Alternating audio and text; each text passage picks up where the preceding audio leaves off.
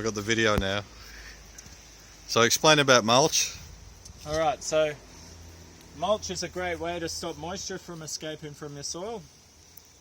It'll also stop other liquid nutrients like nitrogen from evaporating out of your soil. It's a slow release fertilizer. Some are quicker than others. We're drying some grass out here, which is just pulled up from around the area.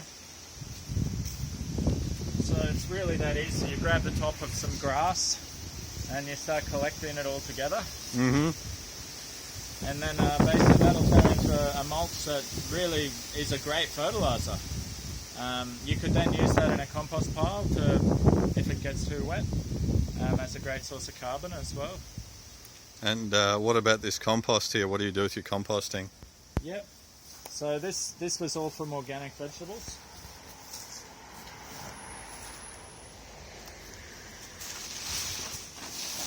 So yeah, you can actually see it's been going for a few months.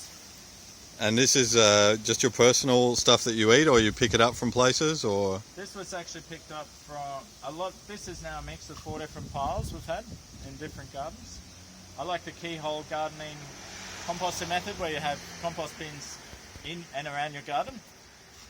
But this here is more of an experiment with, I was picking up vegetable waste from an organic store on Sydney Road, a new massive one, for about 6 weeks.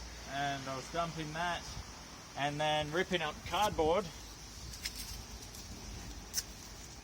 So I don't use any of the stuff that has plastics or anything, I avoid that. And basically rip up bits of cardboard, and I was doing this every second day, just constantly feeding it more carbon until I finally got to a sort of level where it had cooked long enough to start using leaves and things. It was just an experiment in recycled products because cardboard's readily available everywhere. Cardboard is cellulose, which is from trees, usually soy inks. Most new cardboards are soy inks, and you just don't use the inks, the coloured inks. You try not to. I wouldn't worry about it though. Like I've learned composting breaks things. If it gets hot enough in there, it's like a fire. It cooks. Yeah. And destroys pesticides and things. But I don't put any of that in. We had grass clippings from out the front and leaves from the property. None of it sprayed, and that was all vegetables. So it's a matter of constantly turning it to keep it oxygenated. What's your plan for this particular pile, or do you just use this to improve the fertility of the whole area? This whole garden's about to get fertilised with this. So we've all got some in the area composter. Yeah. Which is basically funny old device, but this is drying it out, and I can mix that back in with that and help it cook more, or basically go from here to the garden, so dry it out a bit. You don't want to burn the plants with too much nitrogen. So with this just set up just the front yard here and around the side, you pretty much, you make enough to feed how many people, would you say? Make enough food? Well, we've only really started in the last few years, and we can feed ourselves all the greens we need, and we can supply stores that need it with veganic produce. But it's seasonal, so we've just come out of winter. We had giant zucchinis and lots and handfuls of beans, and we've had lots of carrots and peas and onions. I've seen red onions and other onions growing, potatoes, lots of different types of lettuce, and you can save all your seeds. These were rescued. These were some of the plants that came in the box that I was using for compost. I've just stuck them in the ground. Here's an in-place compost pile. So this will increase the fertility here, but it's also easy just to grab it and put it around plants. Yep. Potato tower. So the whole idea is that this old compost bin had a potato plant grown up the middle, and I put compost around it the whole way. So one day you'll just sort of lift the tower up and there'll be potatoes everywhere.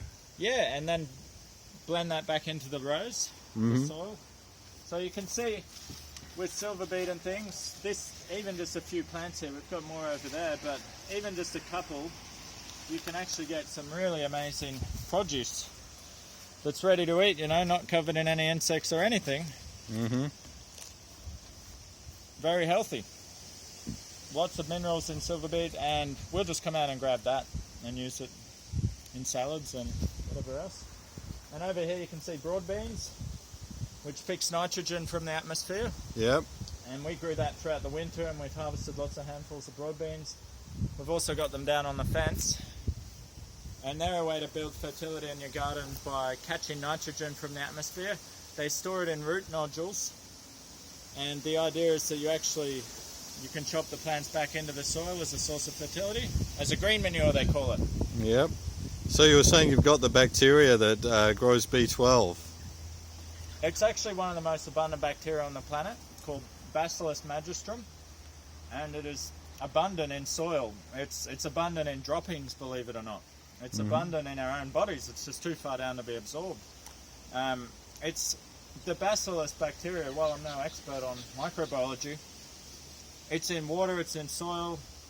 So I think getting your hands in the soil, I bite my nails, maybe that helps me get my dose of B12. But ideally, you should be able to culture foods with that particular bacteria. And they have been doing it in some places. So it's not a matter of vegans not being able to get bacteria B12 anywhere from animals. That's ridiculous. It's growing in it's on the outsides of your tubers and things if you're not using pesticides or any synthetic chemicals, herbicides, fungicides, which will kill all those beneficial bacteria off. Excellent, Kai. So we'll get our vitamin B12 the most natural way from the soil. Okay. And what's the name of the Facebook group? Veganic Food Growers Australia. Okay, we'll see you there, Kais. Cheers. Excellent. Bye-bye. Bye.